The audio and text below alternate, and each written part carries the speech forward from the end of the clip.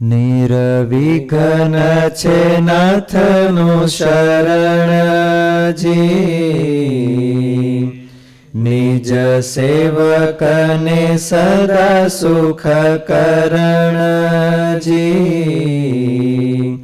જોગ અજોગ થયું હોય આચરણજી, તેહના અઘના ઓઘનું હરણજી. ઓઘનું તેહના અઘના ઓઘનું હરણજી,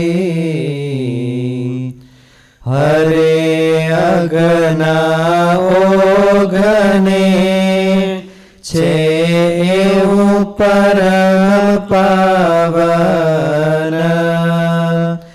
જે જે જન એને આશર્યા, તે સરળ થયા ધન્ય ધન્ય. અભિમાન કરીને કોઈ ધન્ય ધન્ય થાય નહીં. ભગવાન પાસે આરતવાન થઈને ધન્ય ધન્ય થઈ જાય. ગોપીને ગોવાળ બાળ, ગાય ગોધને વત્સવળી, અઘાસુર બકાસુર ને બકી, એહ આદે બીજા મળી. કુબજાવળી કંસ આદિ, શાલવને શિશુપાળ, એવાને અભય પદ આપ્યું. બીજો એવો કોણ દયાળ. પાંડવને પાંચાલી વળી, કુંતા સમ નહીં કોય. સૌનું શાસ્ત્ર માહી સાંભળ્યું, નેક નિર્દોષ ન હોય. સુણી પુરાણે પરીક્ષા કરી, જાણું જથાર્થ જરૂર. કલંક રહિત કોઈ નહીં, કોણ ભક્ત ભક્ત અસુર. પણ જેને સંબંધ શ્રી હરિતણો, તે પામ્યા પદ નિર્વાણ. એહ આદિ અનેક એવા, તેનું કેમ ન કહીએ કલ્યાણ. દાસ અદાસના દોષને, જ્યારે જુએ જગજીવન.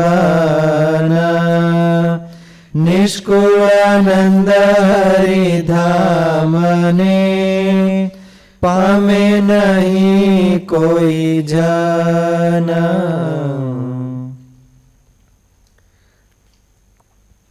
કડવું નંબર 17. પરમાત્માનું શરણું લેવું તેના સમાન નિર્વિઘ્ન બીજો કોઈ માર્ગ નથી.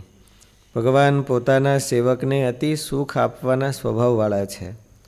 સેવકથી ક્યારેય પણ યોગ્ય અયોગ્ય આચરણ થયું હોય તો પણ તેના પાપના સમૂહોને ભગવાનની શરણાગતિ નાશ કરી નાખે છે.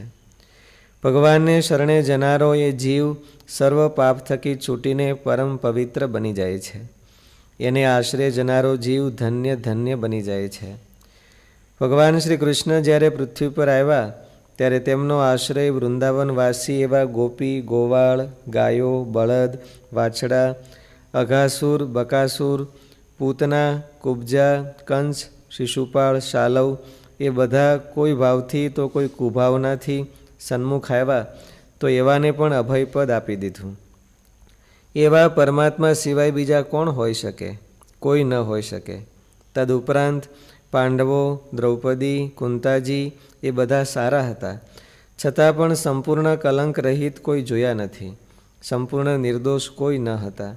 માટે શાસ્ત્રોએ એવું સર્વે કર્યું છે કે ભક્ત હોય પણ સંપૂર્ણ કલંક રહિત પોતાની જાતને માનવી અથવા બીજા પાસે મનાવવી કે કહેવરાવવી તે એક જાતની પોતાને ન સમજાય તેવી મૂર્ખતા છે, એમ શાસ્ત્રો કહે છે.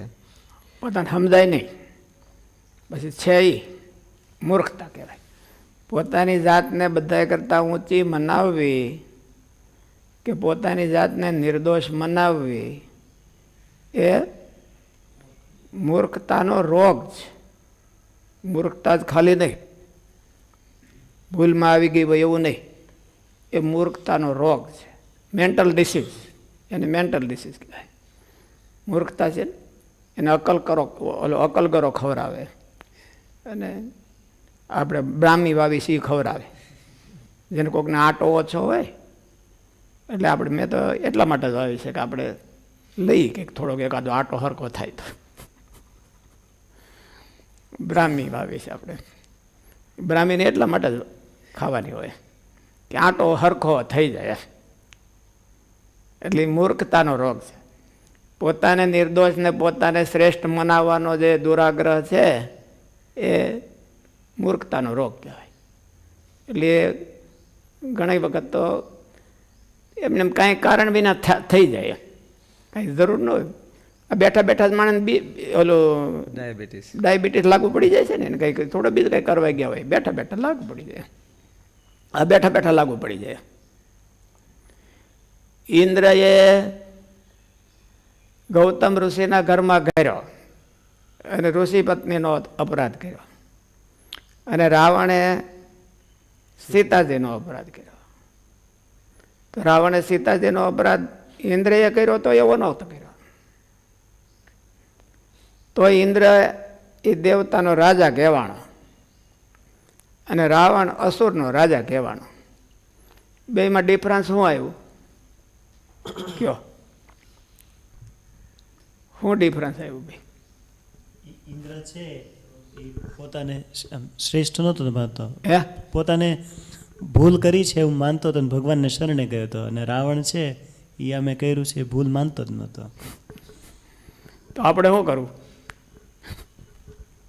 હે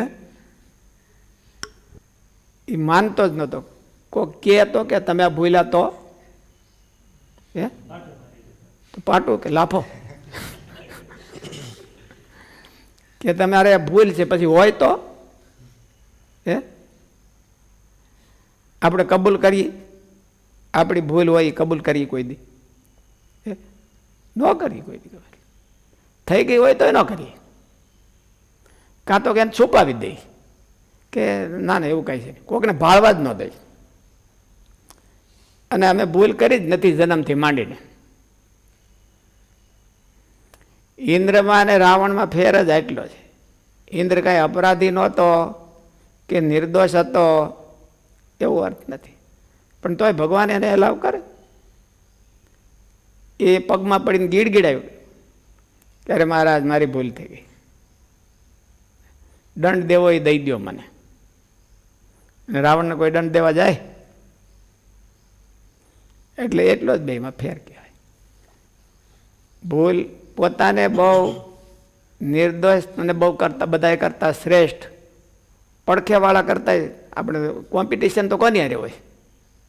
ઈર્ષા દેખાય કોમ્પિટિશન કોની હારે હોય? પડખેવાળા. આના કરતાં બરાબર છે. હવે ક્યારે સિલેક્શન આવે તો પેલું મારું કરજો. કાંઈક કોઈ વાતનું સિલેક્શન હોય પૂછવાનું હો, બોલવું નહીં. રિસ્પેક્ટ દેવાનું સિલેક્શન હોય તો મારું કરજો પેલું સિલેક્શન.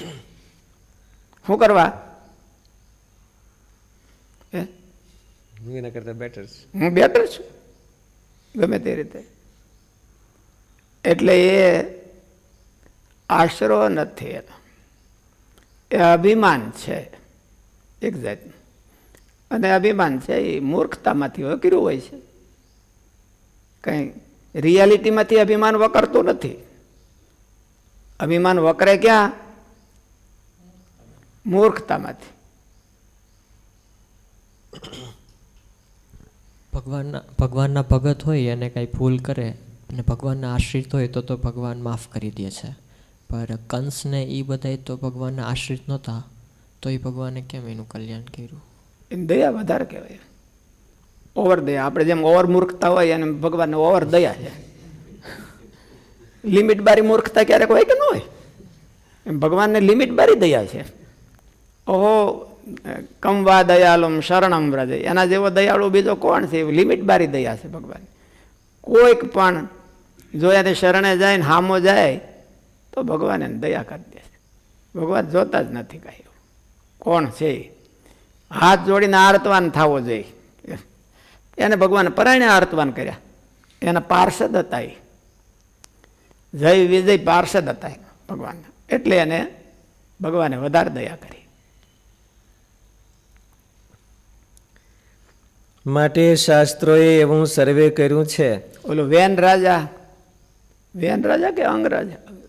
વેન રાજા, એને ભગવાન દયા ન કરી, કારણ કે એ પાર્ષદ નહોતો. એ અમથો બે ભગવાનના વિરોધી જ હતા. કંસ ને એ બધાને વિરોધ ભગવાનનો હરખો જ હતો.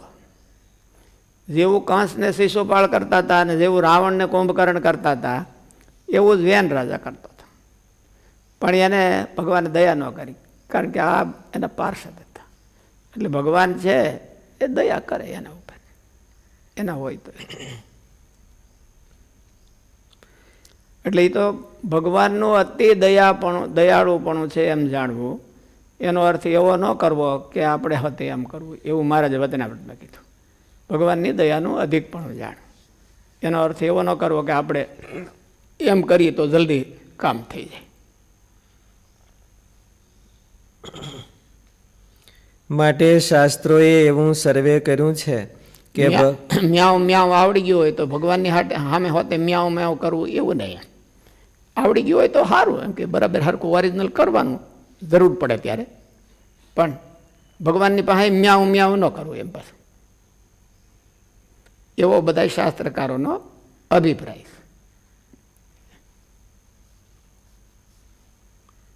માટે શાસ્ત્રોએ એવું સર્વે કર્યું છે કે ભક્ત હોય પણ સંપૂર્ણ કલંક રહિત પોતાની જાતને માનવી અથવા બીજા પાસે મનાવવી કે કહેવરાવવી તે એક જાતની પોતાને ન સમજાય તેવી મૂર્ખતા છે એમ શાસ્ત્રો કહે છે. ઉપર બતાવ્યા તેવા દોષિત અને કલંક ભર્યા હતા તો પણ પરમાત્માનો આશ્રય કરવાથી કે પરમાત્માનો કોઈ પણ પ્રકારે સંબંધ પામવાથી તે પરમ પદને પામી ગયા છે તેવું શાસ્ત્રોમાં બતાવ્યું છે. તેને અસત્ય કેમ કહી શકાશે? ભગવાન કોઈ જીવ પોતાનો દાસ હોય કે શત્રુ હોય, પણ કેવળ પોતાના સંબંધથી પછી તે ભક્તિપૂર્વક હોય કે વેરપૂર્વક પણ સાક્ષાત સંબંધને પામ્યો હોય તો તેમના દોષ અદોષ જોતા નથી, પણ તેની મુક્તિ કરી આપે છે. અને જો દોષ અદોષ જુએ તો પોતાના ભક્તો પણ એવા કોઈ સંપૂર્ણ નિર્દોષ હોતા નથી, તો ભગવાન કોનું કલ્યાણ કરે, કોને પોતાના ધામમાં લઈ જાય? માટે કોઈ જીવ સંપૂર્ણ નિર્દોષ છે નહીં. ભગવાનનો સંપૂર્ણ સંબંધ થતાં ગમે તેવો જીવ હોય તે પણ નિર્દોષપણાને પામી જાય છે અને ભગવાન તેને પોતાના ધામને પમાડે છે.